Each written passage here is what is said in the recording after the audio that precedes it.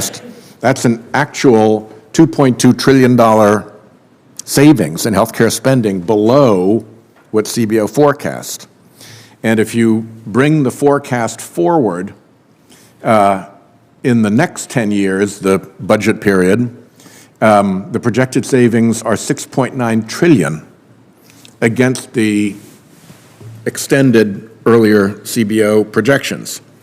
So that tells me that something is going on out there, and I think it has a lot to do with the improvements in the quality of care, the improvements, the move to value-based care, the success of accountable care organizations, and perhaps also some of the pharmaceuticals that have come our way.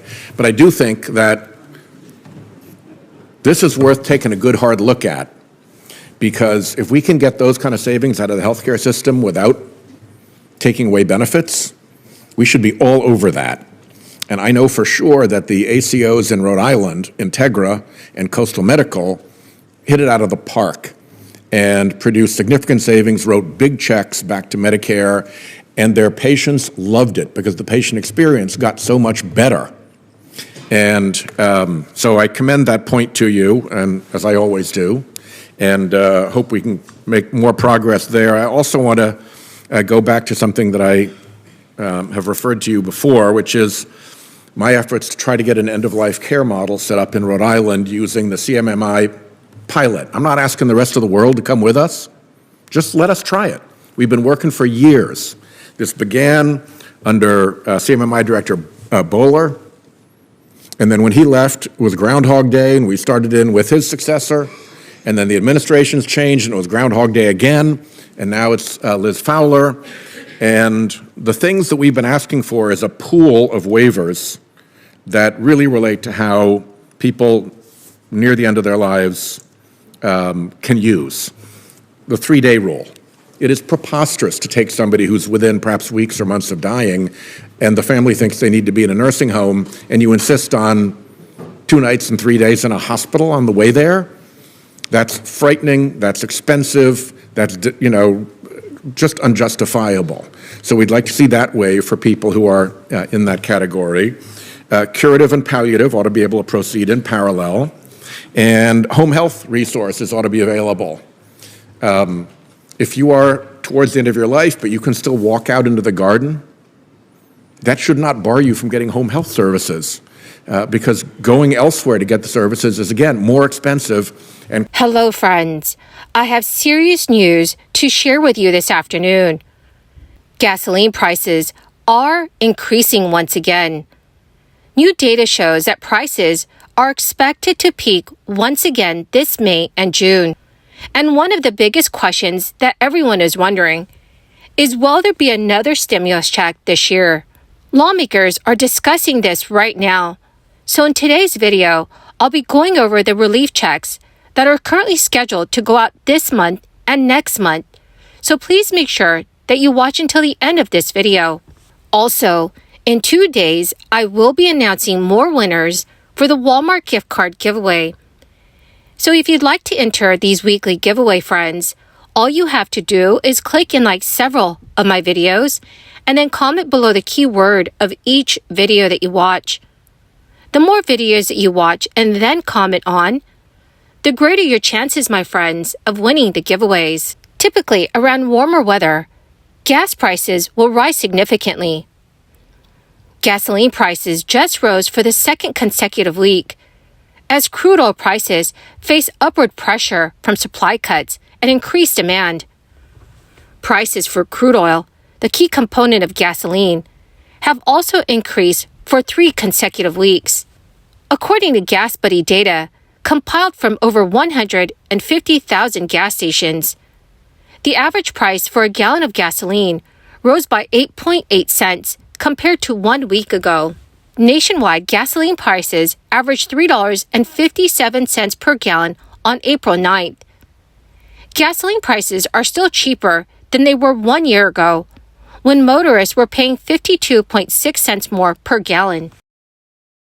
Patrick DeHaan, head of petroleum analysis at GasBuddy, has recently told reporters the national average price of gasoline has continued its relatively slow climb, with 44 states seeing average gasoline prices climb over the last week.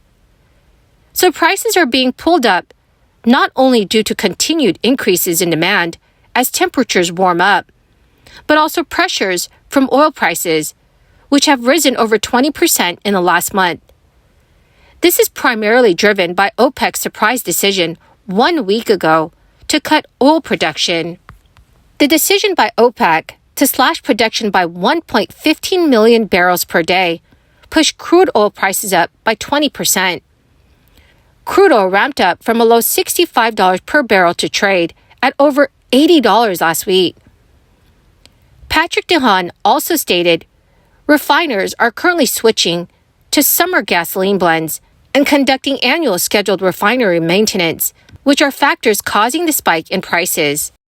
Consumer expectations of higher gasoline prices have also started to wane. The Fed's recently released report demonstrates that consumers are expecting more price increases due to inflation for both the short term and medium term. Consumer expectations about price increases for food, gas, utilities, rent, and healthcare expenses continue to decline for the upcoming year. So, dearest friends, what are your thoughts about all of this? Please let me know what your thoughts are in the comment section below. In response to the sharp price increases that started happening last year, several states started mailing out assistance stimulus checks to their residents. The delivery assistance will continue in April, despite changes in the economy.